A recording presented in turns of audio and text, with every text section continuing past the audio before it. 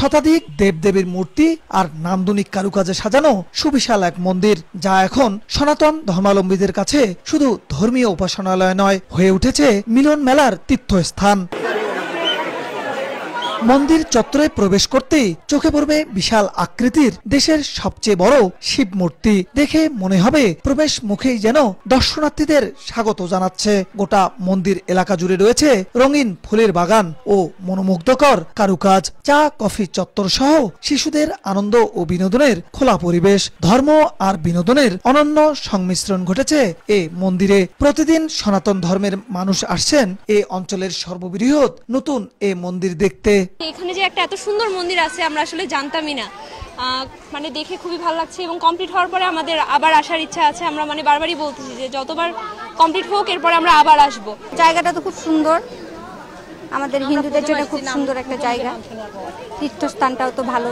এলাকার ভিতরে তো মন্দির তো নেই, আমাদের খুব ভালো লাগলো দেখে। যাই হোক, এই সমস্ত দর্শনের জন্য বাইরে যাওয়া লাগতো, এখন আমাদের বিশেষ করে বাড়ির পাশে এলাকায় এটা এত সুন্দর একটা যে প্রতিষ্ঠান গড়ে উঠছে, এর জন্য আমরা খুব গর্বিত বাবা। শ্রী শ্রী রাধা গোবিন্দ ও কালী মন্দিরের সিঁড়িতে রয়েছে ব্যতিক্রমী ঝর্ণাধারা। সিঁড়ি বেয়ে উপরে উঠতে উঠতে পানির ঝর্ণাধারায় পা ভিজিয়ে দেবতার কাছে গিয়ে ভক্তরা করছেন ধর্মীয় অর্চনা। প্রতিদিন হাজারো মানুষ ভিড় করছেন এখানে। সবার জন্য রয়েছে ফ্রি খাবার ব্যবস্থা। চোখে পড়বে শত শত ভক্তদের একসঙ্গে খাবারের দৃশ্য। শুধু উপাসনার জন্য নয়, সনাতন ধর্মের মানুষের বিনোদনেরও এক অনন্য কেন্দ্র হয়ে উঠেছে এই মন্দির। দেশ ও বিদেশ থেকে আসা ভক্ত আর দর্শনার্থীরা পাচ্ছেন ধর্মীয় শান্তি আর আনন্দের এক বিরল অভিজ্ঞতা।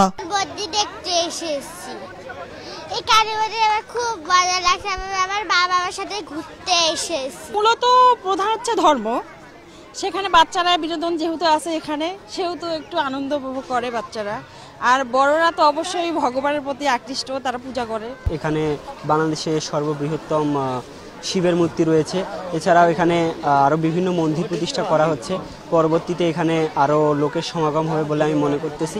এখানেই থেমে নেই আয়োজন। এখানে গড়ে তোলা হচ্ছে বৃদ্ধাশ্রম, আবাসিক ব্যবস্থা, ধর্মীয় শিক্ষালয়, মেডিকেল কলেজ, যা মন্দিরকে পরিণত করবে ধর্মের পাশাপাশি সামাজিক কেন্দ্রবিন্দুতে। জীবনের সব আয় দিয়ে ধর্ম ও মানুষের মধ্যে সারা জীবন বেঁচে থাকতে এমন মন্দির তৈরির উদ্যোগ নিয়েছেন শ্রী হরিদাস বাবু। আমার স্বপ্ন ছিল হচ্ছে ছোটবেলা থেকে আমি যে ধর্মের বা বর্ণের লোক, সেই বর্ণের লোক যদি আমাকে জিজ্ঞেস করে যে আপনি 100 ইট দেন মন্দিরের জন্য, আমি দিতে পারবো না। কিন্তু ভগবানের আমি সারা জীবনের অর্জন যেটা ইনকাম করছি, এই ইনকামের শ্রমটা যেন আমি একটু সঠিক পথে দিতে পারি এবং ধর্মের পথে দিতে পারি, যেন আমি মারা গেলেও যেন আমার নামটা মনে থাকে। 217 জমি জুড়ে নির্মিত বিশাল এই মন্দিরটি গাইবান্ধার পলাশবাড়ী উপজেলার প্রত্যন্ত গ্রামে তৈরি করা হয়েছে। প্রতি মাসের শেষ রবিবার বিশেষ ধর্মীয় অনুষ্ঠান ছাড়াও এই মন্দিরটিতে প্রতিদিন দেশ এবং দেশের বাহির থেকে হাজারো দর্শনার্থী এবং সনাতন ধর্মাবলম্বী আসছেন মন্দিরটি দেখতে।